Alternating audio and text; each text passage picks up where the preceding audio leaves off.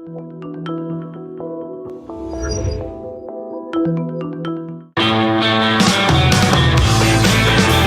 is the Gerry Callahan Show. So here's what Donald Trump did yesterday, Sunday, May 4th, Star Wars Day, down at Mar-a-Lago. He didn't tee it up with some PGA players, or he didn't sit by the pool. I'm not sure if he ever does that. He didn't have meetings, cabinet meetings, or meetings with his advisors. He spent 90 minutes with Kristen Welker, host of Meet the Press and a noted Trump hater. She is as much a part of the cabal, the media Democrat cabal, devoted to bringing Trump down, to stopping Trump, as anybody. She is most known for hosting a debate between Biden and Trump where she would not let Trump talk about the laptop. Yes, she wanted to move on. Let's talk about race. Let's get to climate change. She didn't want to hear about the biggest scandal in the 2020 election season. She helped Biden get elected, and then she did everything she could to cover up all the Biden scandals, including the cognitive decline of our empty husk of a president. That woman was granted a 90-minute interview. She asked more than 100 questions. She got a tour of Mar-a-Lago from Donald Trump. All right, I have to get over this. I know. I have to, in the words of Bobby Knight, I have to just sit back and enjoy this because it is entertaining. It just annoys me. I don't know why he does this. He gave Terry Moran an interview in the Oval Office. He sat down with Jeffrey Goldberg from The Atlantic. He's going to do this. He's going to grant access to his most virulent enemies. And he's not going to change. He enjoys this. He enjoys taking on the media, particularly the media who hates him the most. So he did it yesterday, and it was just another amazingly intense, confrontational, adversarial interview where among other things, he dispelled the notion that he is running for a third term. Yes, the master troll gave up on his best troll yet. For 106 days now, we've heard the media talk about this. They were in full panic mode because Trump would hint that maybe there's something that could be done with the Constitution. Yes, you could amend the Constitution, but that was never going to happen. He was never going to run in 2028.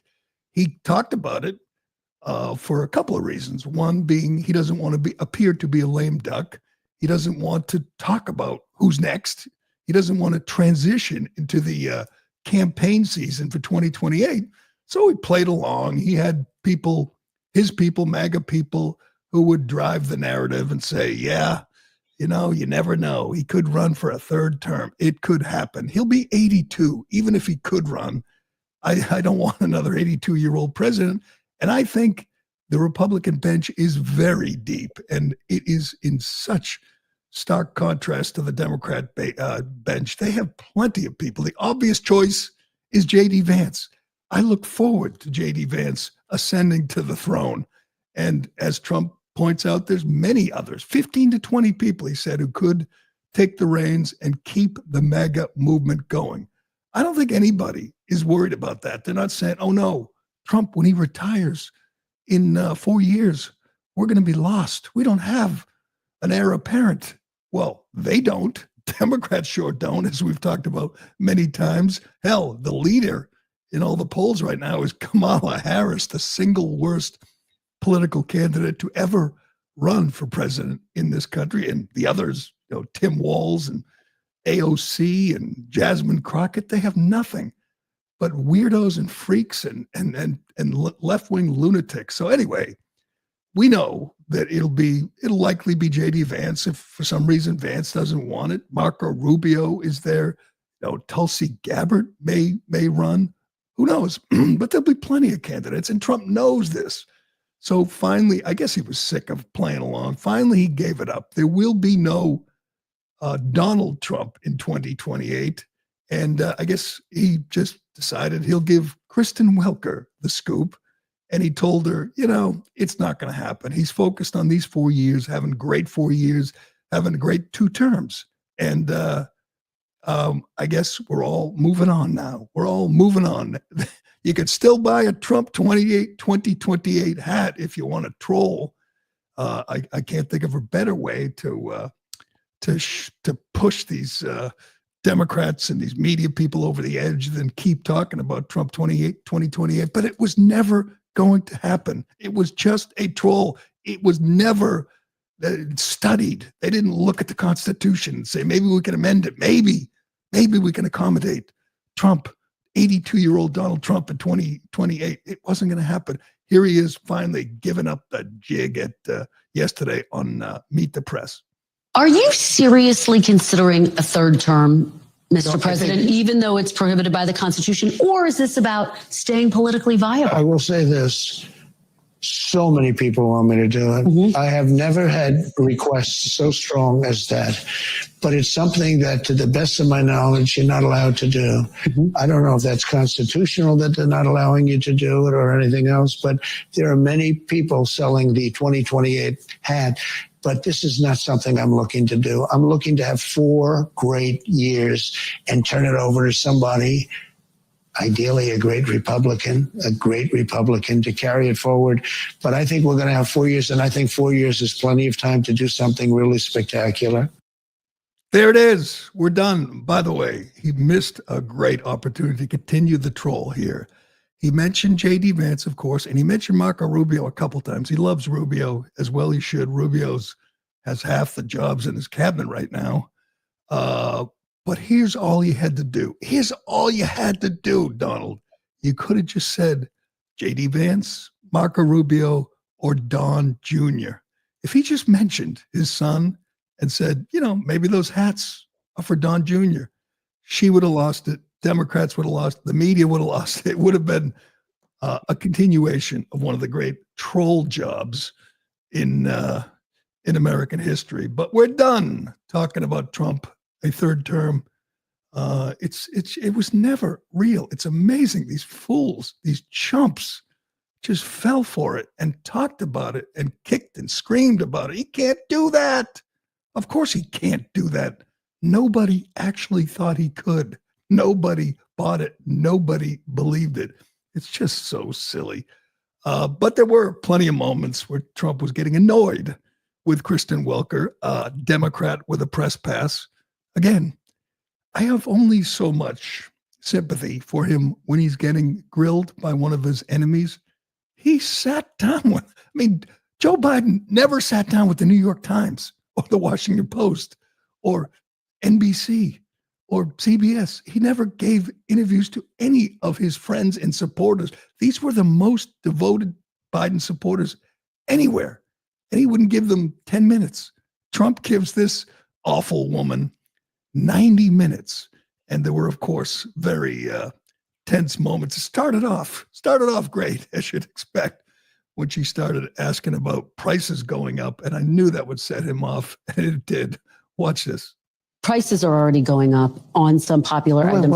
Tires, strollers. This is such a dishonest interview already. Prices are down on groceries. Prices are down for oil. Prices are down for all energy. Prices are down at tremendous numbers for gasoline. And let me tell you, when you have the big thing, what he did, he spent like a stupid person, which he was, but he spent like a very stupid person. And that was bad for inflation.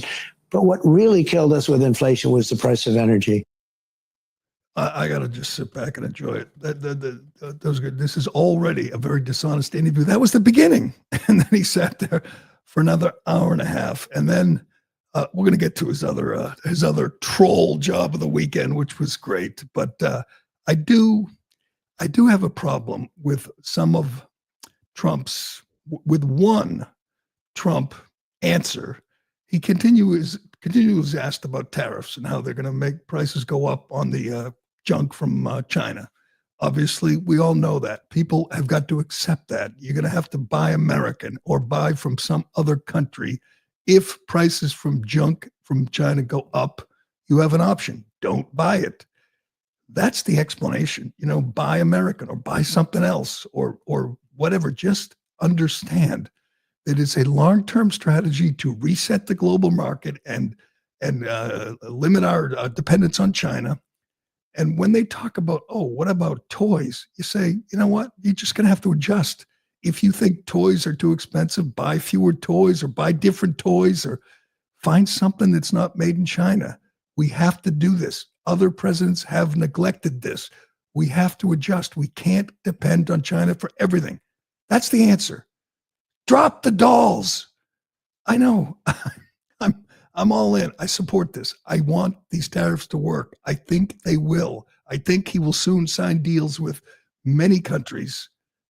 Any day now, we're going to get a deal with India or Japan or South Korea or the EU, and it will, the market will reflect that, and we'll move on. Why does he answer this? Who told him to talk about dolls? It's just so dumb, and he keeps repeating it. He did it this morning on the plane, or last night on the plane coming back from Mar-a-Lago, and here he was yesterday with Kristen Welker with this. He gets these things in his head. I understand. He's trying to make a point. You don't have to buy dolls from China. But the idea that you were going to buy 30 dolls and now you should buy 2 or 3, what kind of explanation is that? It makes no sense, and it's driving me nuts. Listen. Said this week got a lot of attention. You were at your cabinet meeting. You said, quote, I'm going to quote what you said, maybe the children will have 2 dolls instead of 30 dolls. Yeah. And maybe the 2 dolls will cost a couple of bucks more than they would normally.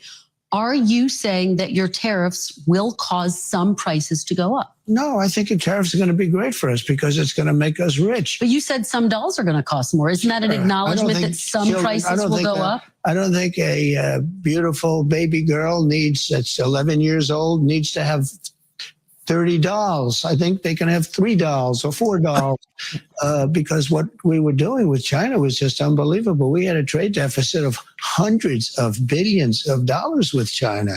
When you say they could have 3 dolls instead of 30 dolls, are you saying Americans could see empty store shelves? No, I'm not saying that. I'm just saying they don't need to have 30 dolls. They can have 3. They don't need to have 250 pencils. They can have 5. Okay, stop. I have to get over it. He's going to say these things sometimes, but who has 30 dolls? Who buys 30 dolls? You're going to buy your daughter 30 dolls for Christmas, Ironhead? 30 dolls? I was planning on getting 30 wrestling action figures and doing a Royal Rumble, but I guess. Sorry, kid. You're going to have to settle for 3 wrestling action figures. And who buys 250 pencils? Where does it come from? Just say, yes, some prices will go up, but you want to beat the tariffs, buy American. That's what you do, buy American. You don't have to buy dolls from China, and you certainly don't have to buy, you don't have to buy, so you were going to buy 30, and now you should buy 3.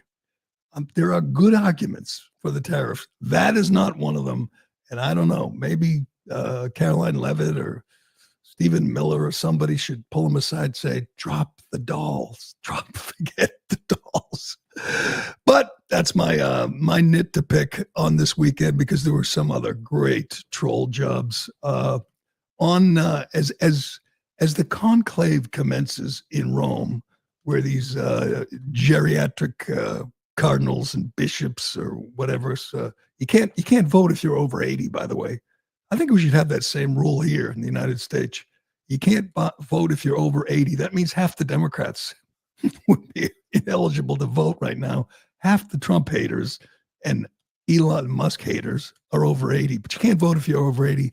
But you can't be Pope if you're under like 70. They don't want a Pope. I heard one of these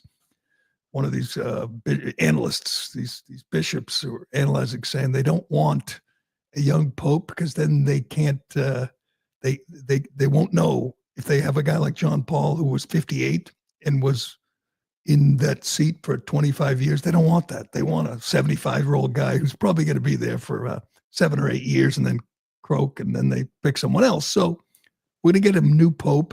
The last 2 conclaves lasted 2 days. So this, we assume, will be another deal where you get 2 or 3 days and you get the white smoke and you get a new Pope. But that's the conversation. And when Trump was asked last week, who would he like as Pope, he said, what about me? And then over the weekend, he posted this.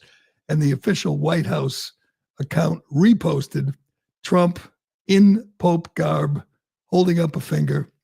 I mean, that's funny. That is funny. He is a funny guy. They are funny. Whoever runs that account is funny. But you saw this and you said, this is going to set off all the usual suspect. And yes, it did. This is from Mother Jones. The White House dropped a new trolling tactic, and many Catholics are not left laughing. Less than 2 weeks after the death of Pope Francis, the White House reposted a seemingly AI-generated meme that Trump shared. Seemingly? Can you check and see if that's real? I'm not sure. Could be real. Could be. You never know. Unbelievable if that outfit's currently in his closet. Hey, you can get anything on Amazon. Get it ahead of the tariffs. Get a Pope outfit. I'm sure you can get a Pope outfit. In the eyes of many Catholics, Trump, who was raised Presbyterian and said he's non-denominational, has committed a grave act of blasphemy by posting the image. Quote, "There's nothing clever or funny about this image, Mr. President," the New York State Catholic Conference posted. "We just buried our beloved Pope Francis, and the Cardinal's about to enter a solemn conclave to elect a new successor. Do not mock us." And they call all the usual, even Pope Timothy Dolan. Trump likes him a lot. And he says, "I had nothing to do with this. It wasn't good." And then they talk to some devout Catholics. You know, when the media calls you a devout Catholic, that usually means you are in favor of partial birth abortion and same-sex marriage, all those popular, Catholic policies. Michael Steele, former Republican National Committee chairman and devout Catholic, wrote that this post affirms how unserious, incapable he is. At 78, remains a 10-year-old child, emotionally scarred and broken, while desperate to prove he could be somebody. His problem, he can't grow up to prove it. Okay, that is funny. That is objectively funny. I don't think every post is hilarious, but that one is good. And then the next day, May the 4th, Star Wars Day, he posted a picture, a meme, I think, seemingly a meme of him as whatever, a Star Wars character. I don't know my Star Wars characters, but, with big biceps and a lightsaber. And I'm saying, who's ever doing this on the weekend is having some laughs. And so are the 10 million followers of Donald Trump on Truth and 100 million or whatever it is on X. He's funny. He's a troll. And he's moving on, trolling with other things other than Trump 2028. But at some point, we're all going to agree that J.D. Vance is the successor, the logical successor, a worthy successor, a great spokesman, a brilliant guy, a guy with a great story to tell, a guy who grew up dirt poor, ended up joining the Marines, going to Yale, a great resume. And by the way, I don't think JD will run with the dolls narrative. I think he's too smart for that. But and let's not forget, before we move on, we got to get to this Portnoy story and so much more on this Monday. Let's not forget what he did, I think, last night. Trump posted a photo of Alcatraz and said he's looking into reopening Alcatraz. Great idea. I can't think of a single Trump supporter, no MAGA person is going to have a problem with this. He posts, he just never sleeps. He never stops. Rebuild and open Alcatraz, he writes. For too long, America has been plagued by vicious, violent, and repeat criminal offenders, the dregs of society who will never contribute anything other than misery and suffering. When we were a more serious nation, we did not hesitate to lock up the most dangerous criminals and keep them far away from anyone they could harm. That's the way it's supposed to be. No longer will we tolerate these serial offenders who spread filth, bloodshed, mayhem on our streets. That is why today I'm directing the Bureau of Prisons, together with the Department of Justice, FBI, and Homeland Security, to reopen and substantially enlarge and rebuild Alcatraz to house America's most held hostage by criminals, thugs, and judges. that are afraid to do their job and allow us to remove criminals who came into our country illegally. The reopening of Alcatraz will serve as a symbol of law, order, and justice. We will make America great. This is a great idea. We need more prisons. That's what we need. We don't have enough prisons. We don't have enough prisoners. And I can't think of a better place to send Adam Schiff. Here's the solution. It's a tourist attraction now, very popular tourist attraction. If you tried to go there, you know there are long lines to tour Alcatraz. Why don't we reopen it as a prison and keep it a tourist attraction? I mean, the prisoners will be locked up. It'll be like a zoo. You'll go there and you get to see the worst of the. Oh, look, we got Luigi Mangione down here. You want to see Luigi? Oh, here's Dr. Fauci. Don't feed him. Don't feed him. Great idea. I don't even understand the real argument against it. We have lots of really dangerous people who are underpunished. We have an under-incarceration problem in this country, and we need to reopen not just Alcatraz, but any other facility. And they'll tell you how expensive it is. You know what's more expensive than putting hardened criminals at Alcatraz? Not putting them there, allowing them to run wild on our streets, wreak havoc. And you know it's going to be cheaper than Gitmo. It must be easier, closer. Send them to Alcatraz. I think he's right. It's a symbol of law and order. So I'm all in. I'm also all in on sending anti-Semites to Auschwitz. Yes, I got to give Portnoy credit. El Prez made the news. Does anyone make news like Portnoy? Dave Portnoy, president of Barstool. He's just always in the news, whether he likes it or not. He is always in the news, and the stuff hit the fan at Barstool over the weekend. We will tell you about that, and we'll get to. We have some sad stories to get to too. We got Michelle Obama. I never really understood her plight. Living 8 years in the White House, I never knew how hard it was. Poor Muchel is going to explain just how tough life was living in the White House for 8 years. We'll get to that and more, but first. Excuse me. Is the U.S. dollar in trouble? We're living in unpredictable times with digital currencies on the rise, a $35 trillion national debt, and inflation still at a 40-year high. Tesla billionaire Elon Musk has warned that the U.S. dollar is heading for destruction and that these factors could bankrupt the U.S. Financial experts are urging Americans to prepare right now. That's why you should strongly consider physical gold and silver to help protect your accounts like IRAs and 401ks. Preserve Gold is giving away a free precious metal guide that contains essential information on how to help protect your accounts. Just text the word Newsmax to 50505.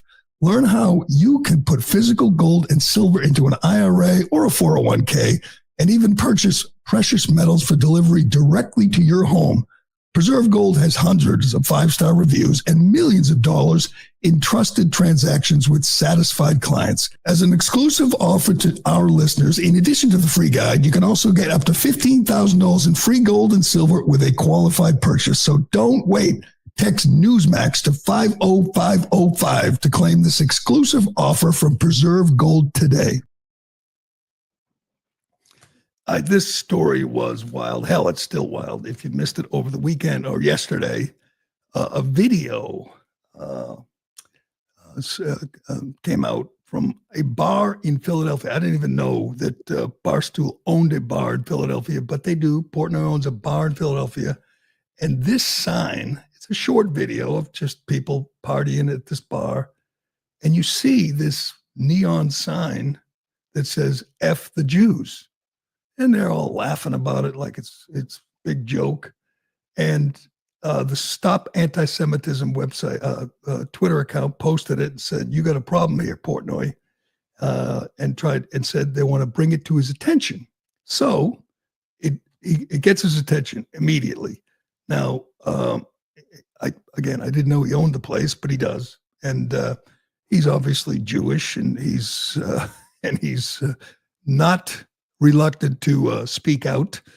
So he immediately does an emergency press conference, which he occasionally does, post video, and just goes on an unhinged rant, a well-deserved unhinged rant against the employees, two waitresses, and the two patrons. The sign is for bottle service. You're supposed to put up on the sign apparently what you want. Put a bottle of Grey Goose over here. Sounds, sounds like a thing. I didn't really.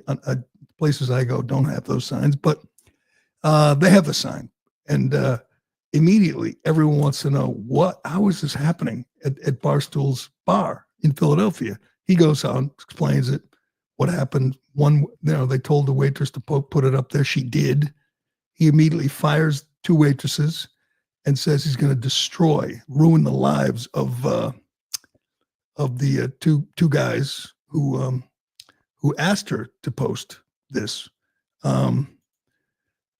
That I don't know how much longer after that he does another video where he says he was a little emotional, a little upset, a little angry, and he has a better idea.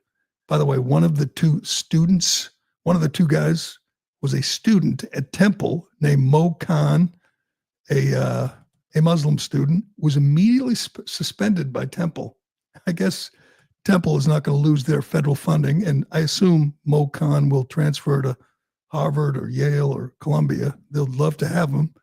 They love their anti-Semites. Portnoy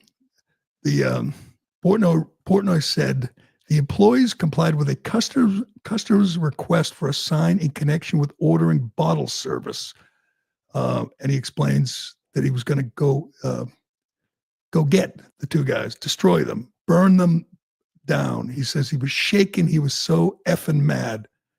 And I'm using everything at my disposal. I'm going to come for your effing throats, he says of the two customers who told the waitress to put that on there. Well, a few minutes later or a short time later, he posts another video. It says he's got a better idea. And I love this idea because I think of this all the time. When you see anti-Semites, and I'm not talking about, Hamas, crazed Hamas supporters. I'm just talking about people who glibly express, their disdain for Jewish people and don't really, and are just idiots, just fools who think it's funny or think it's edgy and F the Jews. And I think, do you even know what you're talking about? Do you even understand what you're saying here? I don't think, two drunk college students are necessarily, devoted Hamas supporters or want to kill all the Jews or want to F all the Jews. And I think Portnoy, who said a lot of outrageous, offensive things in his time, I think he thought better of it and he came up with a new idea, and I like it. Let's listen. All right, real quick update on the Fuck the Jews sign that was at my bar in Philadelphia yesterday. 2 hours ago, he literally could have cooked an egg on my head. That's how much steam and heat I had come out of my ears. And the more I thought about it, it's like these are young fucking morons who did this. They're drunk. It's like, do you really want to ruin somebody's life? And let me be honest. I don't know what's going on in the world. I do, the Middle East, obviously, but I've been doing Barstool for 20 years. I've had more hate, more anti-Semitism in the last year and a half than I've ever had doing it. And whether people, it's like Kanye, the UFC guy, it's like mainstream lunatics. And I'm not talking about politics or what's going on in the Middle East, just hating groups of people. You hate my parents, you hate my grandparents, shit like that. It's crazy. So, yeah, my initial reaction was like, I'm going to fucking burn these people to the ground, their families, everything. And it's like, you know what? Maybe that's not the best course of action. Maybe I can use this as a teaching moment. And like, before people just are like, fuck the Jews or any group and the hate, let's try to like turn a hideous incident into maybe a learning experience, as cliche and very unlike me. But I talked to both the culprits who I know are super involved in it, talk to the families. I'm sending these kids to Auschwitz. They've agreed to go. That's, of course, the Holocaust concentration camps. Been in touch with the Crafts, who run the anti-hate group. We're going to send these kids to Auschwitz, and they're going to do a tour of the concentration camps in Germany and hopefully learn something and maybe like their lives aren't ruined and they think twice, and more importantly, other people like see it's not just like words you're throwing around. So to me, that's a fair outcome of this event. I agree. And he's getting a lot of crap for this. You know, he's going to make it, there'll be video and it'll go viral. But I always like when they say, do you try to call out these punks? Say, do you even know what you're saying? You know, why are you saying that? This should involve a couple more things. First of all, they should watch the unedited graphic video of October 7th, because that's when it all began. For some upside down, backwards reason, as Portnoy points out, the last year and a half, there's been more anti-Semitism than ever. Why? Because Jews were attacked, Israelis were attacked on October 7th, butchered, raped. That's why. That's what ignited your anti-Semitism. And I've said this for years. Like, has a punk like this watched Schindler's List? Have they gone to the Auschwitz Museum in Washington, D.C., which I just did a couple weeks ago?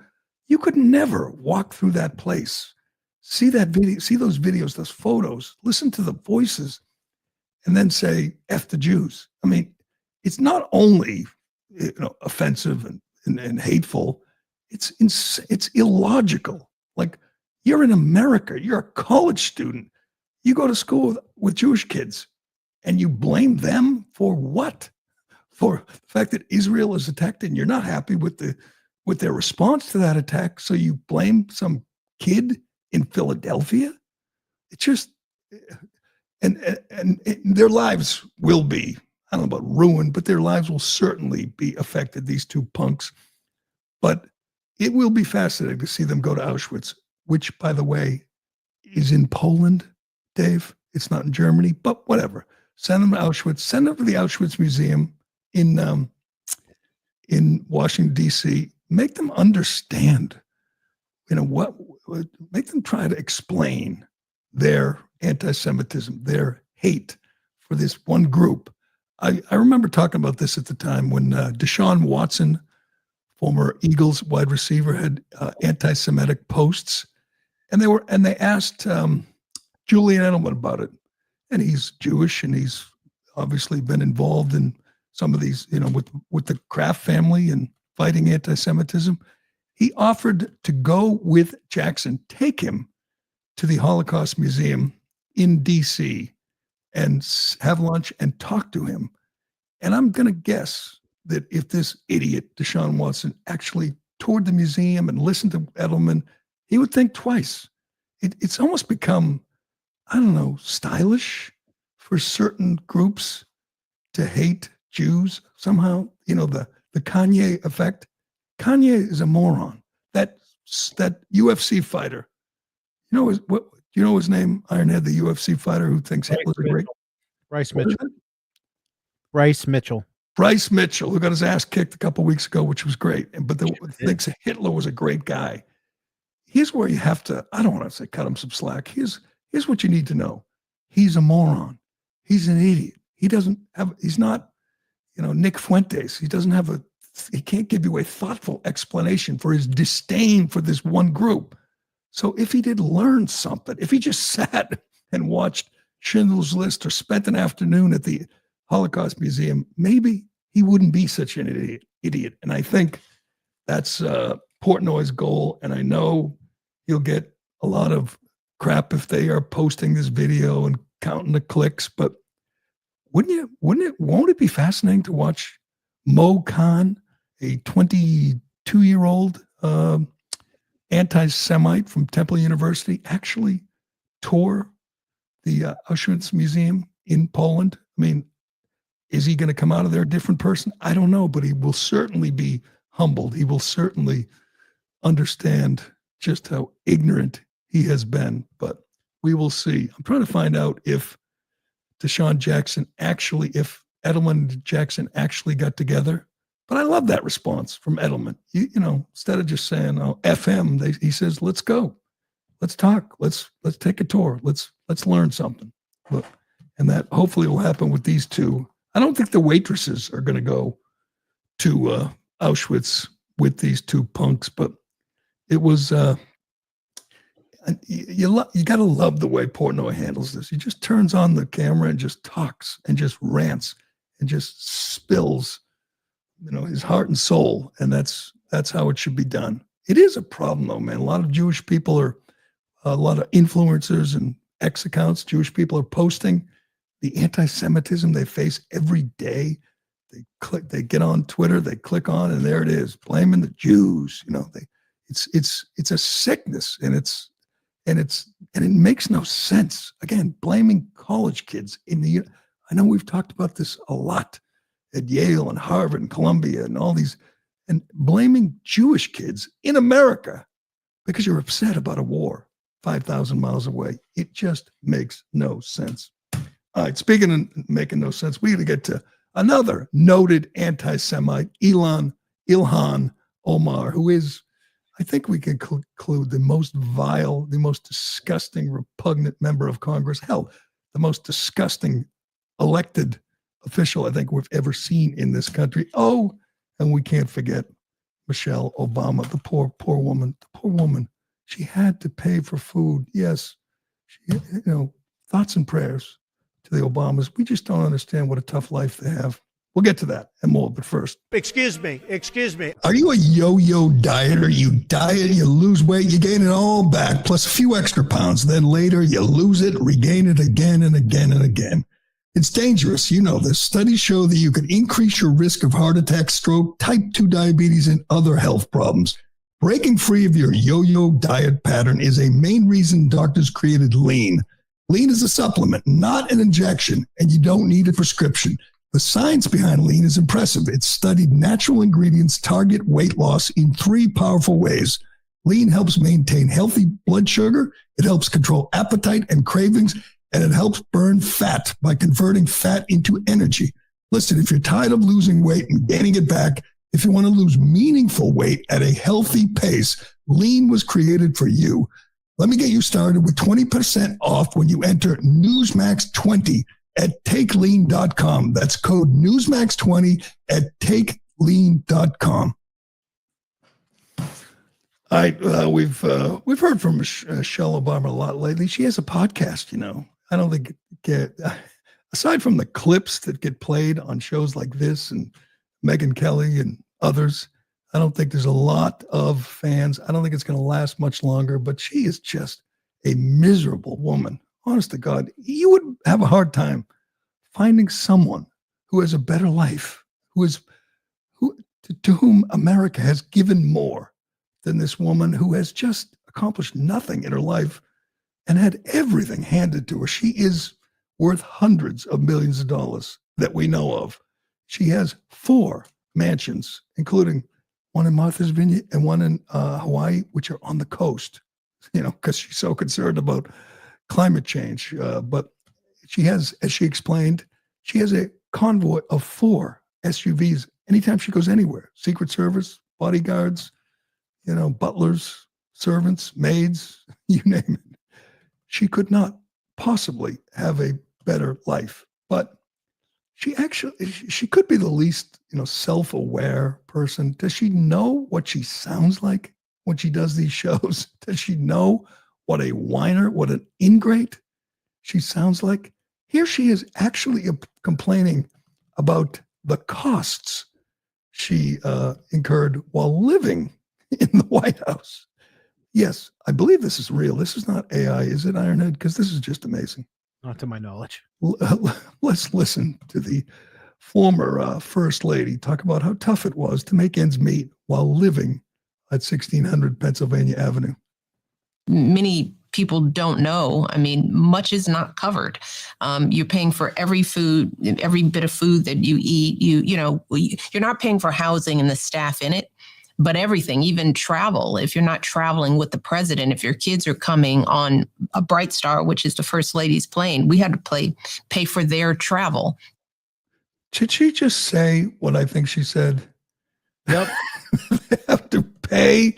First of all, I don't believe her. I don't believe that when you're in the White House, you have to pay. When you tell the chef to make you a burger, you think he says that'll be $16.99, ma'am? I don't think so. Maybe they had to pay. Maybe her kids had to pay for their Sour Patch Kids when they were living in the White House, but they'd have to pay for meals. She's making that up. And she just said that people don't realize when I took my kids on the private jet that the government provided, that I had to pay for them. I don't think that's true. And even if it is, her husband was making $450,000 a year, and he was worth millions. Obviously, he was one of the great grifters of all time, and so was she. They made a fortune off books they wrote that nobody read. Her husband had 3 biographies that were all bestsellers, and she's complaining that she had to pay for her children to go on the private jet and pay for food while living in the White House. God, she has just lost it, man. That is amazing. You know what? You know what's good about that? She's never, we're not even going to mention her running for president ever again. You know, I know she's beloved by Democrats for some reason because she hates Trump, hates America, but she's never going to run for president. She thought living as the first lady for a president that the media loved and adored, she thought that was tough. That was a tough life. And now she's got her mansions and her hundreds of millions in private jets, and she thinks that's a tough life. You know what's genuinely tough? Being president. It's stressful. It's hard. It's time consuming. We've seen it with Trump. We saw her with Biden when he didn't do the duties of the office. She can't run for president. She can't do. She couldn't be a lawyer or whatever. She couldn't hold a job. She's so spoiled. She had to pay for her kids to go on Brightside, her private jet. Oh man, is this suffering ever going to end for this poor woman? I'll say this though, she is not the most despicable woman in the Democrat Party or in this country. I know we talk about this every day. Who has the worst elected representatives? I have a little competition with a friend of mine from Minnesota. We go back and forth when Liz Warren or Ayanna Pressley or Ed Markey does something really stupid. We'll text. I'll say, yeah, top that. I don't think I can top this. This woman is disgusting. How did we get to this point in this country where this is an elected member of Congress, a Somali woman who longs for the day where she can go back to Somalia, who does rallies with Somalian Americans and speaks Somalian, not English. And she just hates everything about the country that saved her from a refugee camp in Kenya, gave her everything, gave her an education, gave her the life she has now. And she just hates us. I know people joke about deporting her. She committed crimes. She married her brother. That's been documented. That is an immigration crime.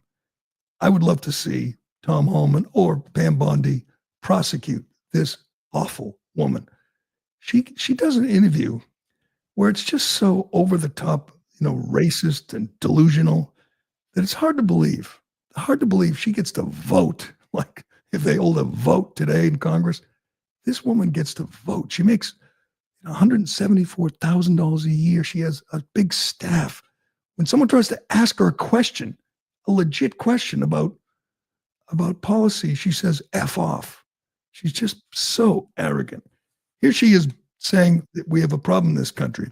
We're not fearful enough of white men. White men cause all the problems. First of all, that's not true. Secondly, that's racist. Yes. Let's listen to the great American ingrate, Ilhan Omar. I would say our country should be more fearful of white men across our country because they are actually causing most of the deaths within this country. We should be profiling, monitoring, and creating policies to fight the radicalization of white men. What? Oh my God.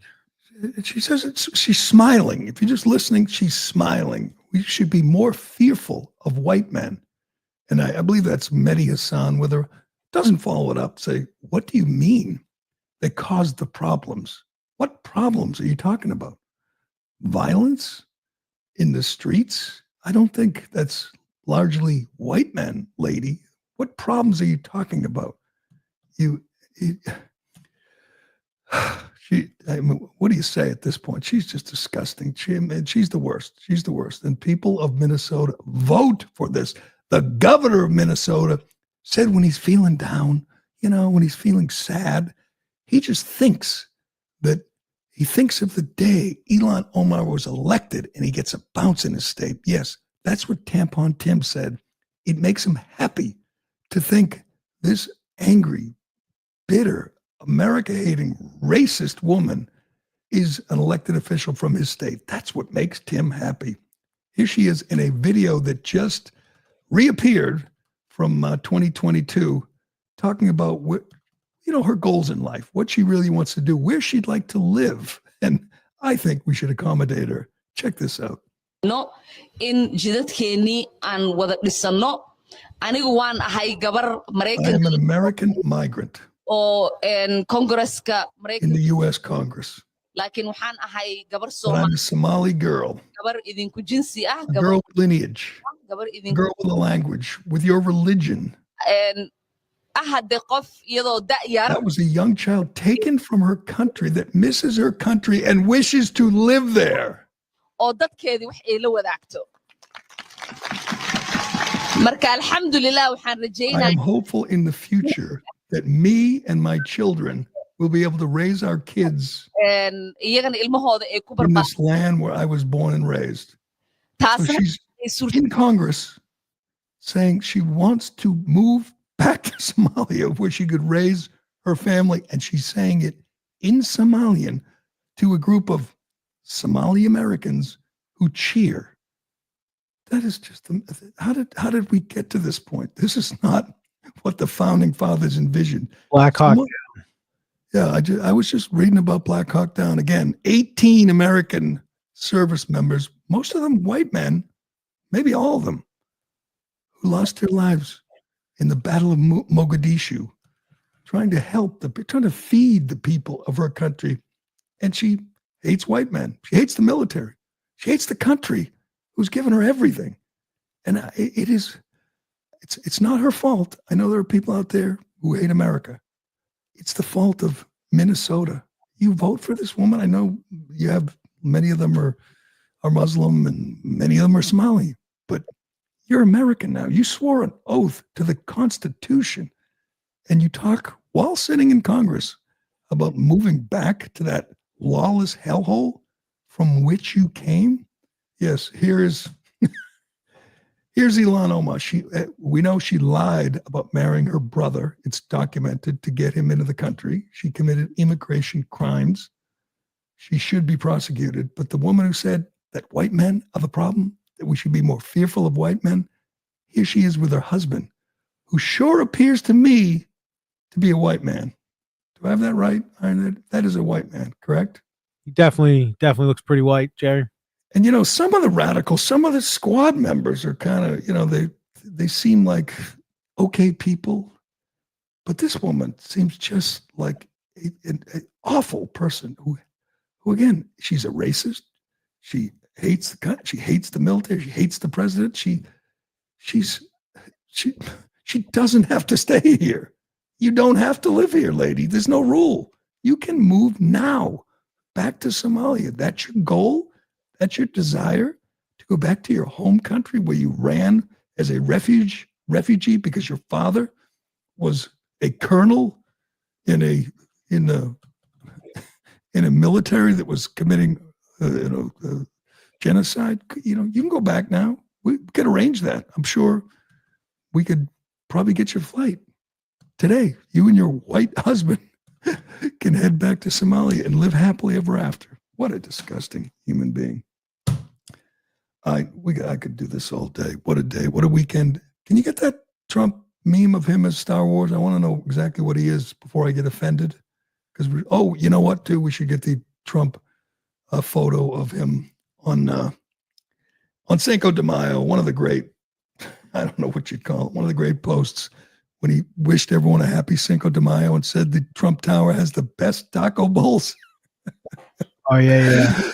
That reappears every Cinco de Mayo. Oh, by the way, Cinco de Mayo Many Cinco de Mayo celebrations are being canceled because of fear of deportations. There he is with his Star Wars. Which Star Wars character is that, Ironhead? I don't know. See, he's got the red saber, so that means he's a bad guy. Oh, so he's a bad guy. Wow. I guess I should be offended. Trump's a bad guy. People take offense to that. I've never seen Star Wars. I've never seen any Star Wars movie. I have no interest. It doesn't interest me. I never know who the characters are. I know who Darth Vader is. I know who Luke Skywalker is, but that's about it. I'm not sure who Trump is there. He's a bad guy. Wow, that is offensive. But happy Cinco de Mayo. You know, keep your head on a swivel. Tom Homan's coming. Hold on 1 second. I got that wonderful photo right here. This is from a few years ago on Cinco de Mayo, and you know, here he is. Thumbs up. Happy I'm not gonna lie, that looks delicious. That does look good. I believe him. I believe Trump Tower has the best taco bowls. So go ahead, head over to Trump Tower, get yourself a taco bowl, but be careful. Ice is out there. Ice is coming. Maybe ICE could start with Ilhan Omar. Would anyone have a problem with that if today we found out Ilhan Omar was being deported? God, no. that would be great. That would be spectacular. But we will see. But we will leave it there for today, May 5th. Happy Cinco de Mayo. Thanks for watching. Thanks for listening. I'm Gerry Callahan. This is The Callahan Show, and we will do it again tomorrow. CARE was founded after 9/11 because they recognized that some people did something and that all of us were starting to lose access to our civil liberties.